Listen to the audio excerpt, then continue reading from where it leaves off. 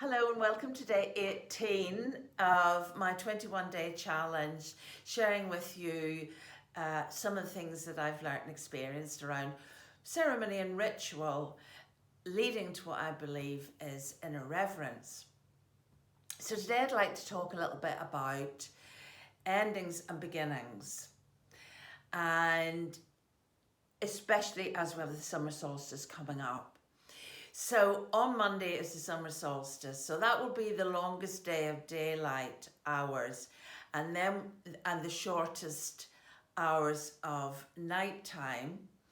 And then after that, we will start to see the decrease in the daylight hours and the increase in the nighttime hours. I always have to think about that. Anyway, it doesn't happen immediately.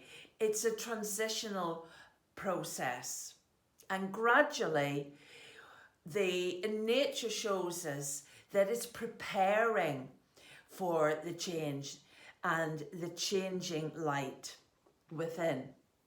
So things are still happening, there's still activity, and out in nature we see things still growing, fruits appearing, veg appearing, still blossoming. But also what nature is doing is preparing, and it's beginning to gently slow down. So for us, what we're doing is those projects, those things we've started, those things we are working with, our holidays, our vibrancy, everything that's still associated with summertime is still happening. But we start to kind of look a little bit towards September-ish. We start to think about the future more, and we're beginning to wind down a little bit. And maybe projects you're thinking, well, what do I need to do before? Or what have I still not completed? What am I looking towards? What am I hoping to get done before the children go back to school, or the holidays are over, or it starts to get into autumn and winter. So there's still activity and action, and we still see things coming to fruition and thriving. But as I say, there is a sense of a transition, of a change. And quite often we don't recognise and acknowledge these changes and transitions in our lives. And what I'm referring to are about those important events in our lives that just don't get acknowledged. We acknowledge times like a new birth, the birth of a baby, a marriage, a death, and we have lots of ceremonies around that.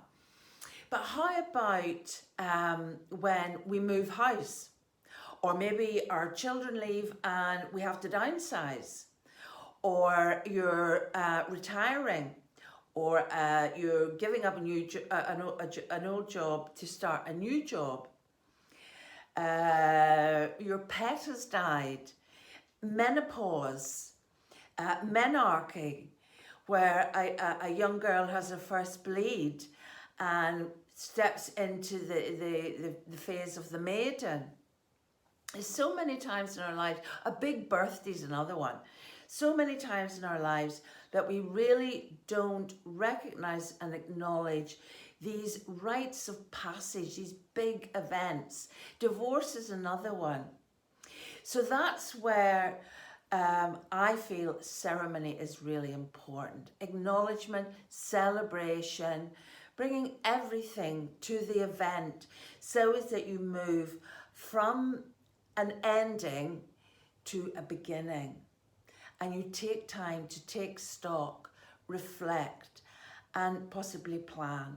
So an example of this I did for a friend who had a very big birthday. She didn't want a party, she wanted a ceremony.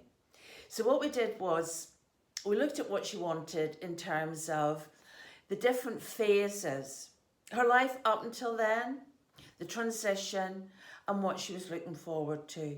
So what she asked for was to bring a small group of friends, about 6, and they came together and they remembered how they met my friend, and what she meant to them, their relationship, shared their memories. And I'm just trying to think, and brought things that represented the past time that they'd had together. Then she read a poem that incorporated all of them, her experience of them, and what her life had meant with them in it to that point. Then what we did was we created an arch standing opposite each other with our hands over. And this was like a transition. So she walked slowly down it amongst rose petals. She'd chosen orange as her colour, so we had ribbons of orange all around. And she gradually walked down this arch. And this was the transition from her life before she turned, it was 50, and moving into this new decade, this new time of her life. At the other end, she announced what she was leaving behind and what she wanted to take forward. Then her friends gathered round her. She sat down in a chair with her feet in water. Her friends bathed her feet and gave her a blessing and anointed her head with oil. They gave a blessing for her future.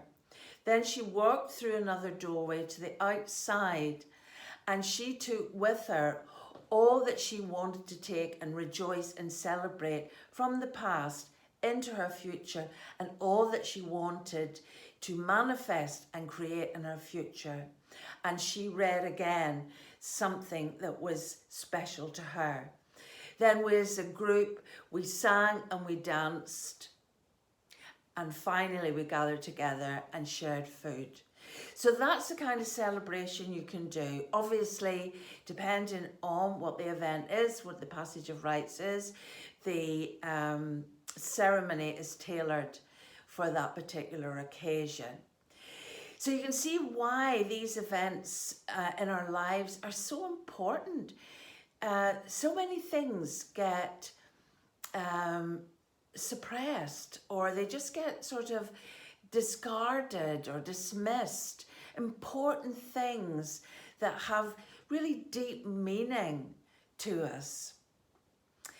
All right, so that's us. And the reason, as I say, I brought up the beginnings and the endings is because we're moving into the summer solstice on Monday.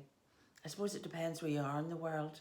And it won't be obviously in the southern hemisphere, the summer solstice. It'll be the winter solstice. So I guess I'm speaking to the northern hemisphere here. Anyway, so beginnings and endings, the importance of recognizing them, allowing ourselves to transition through and be prepared, as we shall see mirrored back to us through nature as she starts to gather in the abundance and move towards the harvest of September. Okay, everybody, thank you so much. And thank you so much for yesterday, for all your comments on the light language. And to those who had never heard it before, I sincerely hope you can find opportunities to hear it again, because I know it touched a lot of you. So, blessings to you all, and tomorrow we'll look at creating a ceremony that you can either do at home, on your own, or with invited guests. And we will also look at what you can do if you want to go further afield to do a ceremony. Okay, thank you all once again, and blessings to you all. Bye.